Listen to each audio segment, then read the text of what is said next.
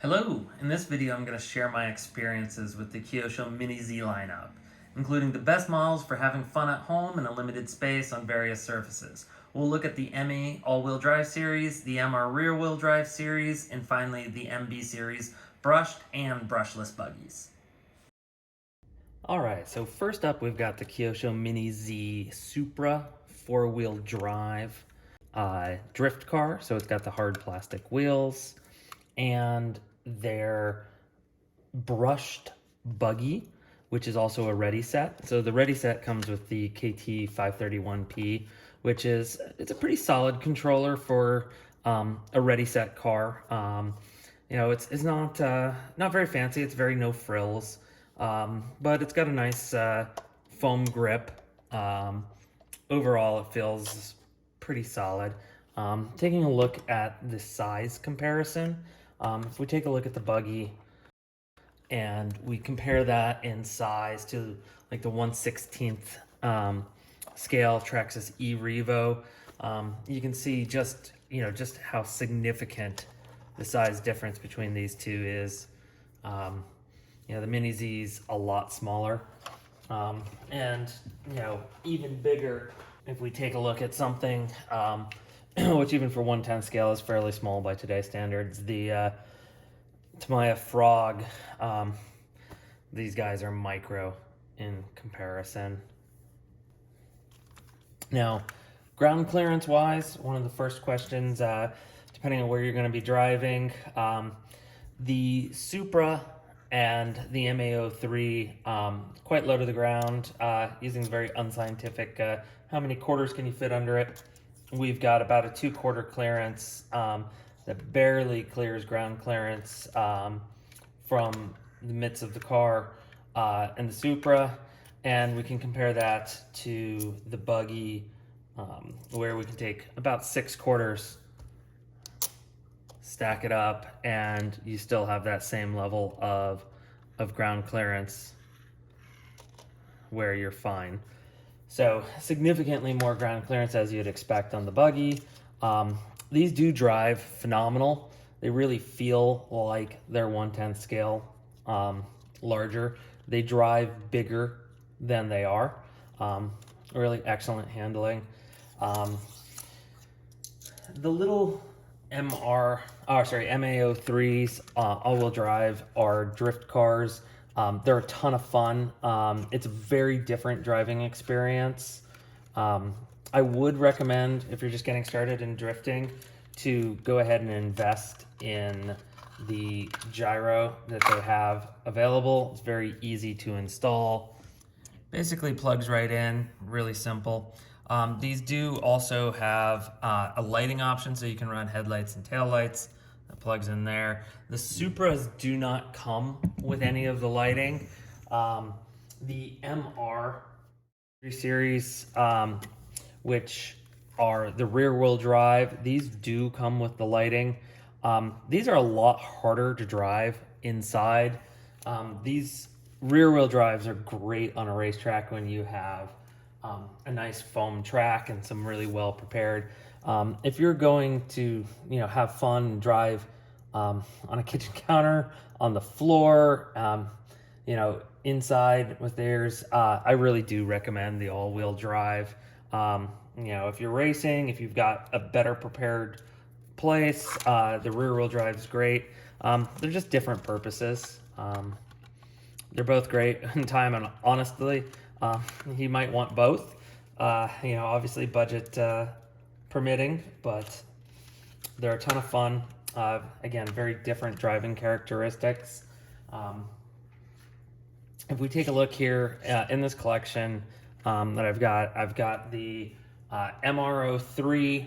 I have a custom-built MR03 Evo that's converted to the short wheelbase with the Lotus Exige body. And then we also have here the buggy with the brushless system. This guy is great. This guy is a ton of fun. This is a challenge to drive inside. I can't say that I would really recommend the buggy for most houses. Unless you have a little McMansion you're probably not going to have the space to really get this guy, you know, going to the point where you're satisfied. Um, Even the brushed one is really fast indoors. I'll run some speed comparisons for you here so you can see. But these are a handful inside. Luckily, we have a very open floor plan that has almost a little racetrack style design in the house. That makes it a lot easier to drive. But you have to have a family who's really willing to put up with a lot. And you still need to have a lot of space to drive this one inside. Rear-wheel drives, like I said, they're a handful. They're awesome, but I probably wouldn't start with these. I know I've heard some people in the forum say pick up and start with an Evo. I love the Evos. I wouldn't recommend starting with an Evo. The reality is there's so much fun in upgrading in where you can take them when you get started. I would start, and this is just my opinion, but I would start with the MAO. I think that this is kind of the ideal starter place. You can have fun inside. You can drift.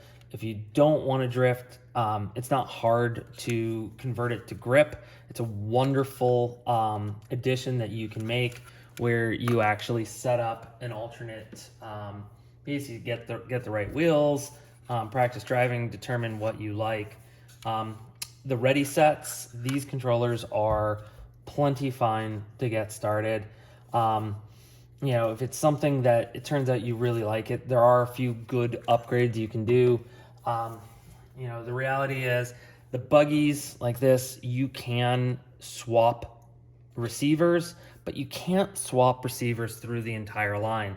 A lot of them, you're just kind of fixed in with what they have. The FHSS receivers, you do have the KT432PT. This is an amazing controller. I think this is, the best one that Kyosho has ever released on this line. The feel's great. It's got the nice offset. These have become exceedingly difficult to find in the pandemic. Kyosho doesn't have them. Most of the stores don't have them. I tried to pick one up for a friend, and I just couldn't find one anywhere. The couple that I saw were on auction. They were way overpriced, and I don't know that I would trust the seller. So if you get lucky and you find one, these are highly recommended. This is great. Doesn't stack up to like the Futaba 7, but I wouldn't expect it. Its price is a lot more reasonable when you're not overpaying in an auction, at least. There's also a new FlySky option that you can do where they have a new dongle. That's a really good option. Just basically a USB dongle that plugs in to the receiver. So if you do go that way, that's another good alternative, and I would definitely consider. Weight-wise, this is a lot heftier. You can see size. Again, this is a premium over the base, but in order to be able to have fun, in order to be able to run a control, this is a lot better than a lot of the other minis that you'll see. Here's the comparison with the Traxxas TQ radio from the eRevo. When you look at that in comparison, I think the Kyosho KT531 has a little better feel, a little easier to control. Overall, like I said, for a ready set controller, something that's coming in a box, not even as a kit, but just as a plug it in and drive, I think you'll be pretty happy with these. Again, if you've got Futaba options, there is a Futaba radio that works with a lot of the Mini-Zs. You can get certain receivers to run the fast 7P. For running the Mini-Zs, I'd save my money and spend it elsewhere. I don't think it's worthwhile to invest in the more expensive Futaba gear for the Mini-Zs. It doesn't run particularly great together. It's always a little finicky. to figure out exactly which model works, what doesn't, pick up the right receivers.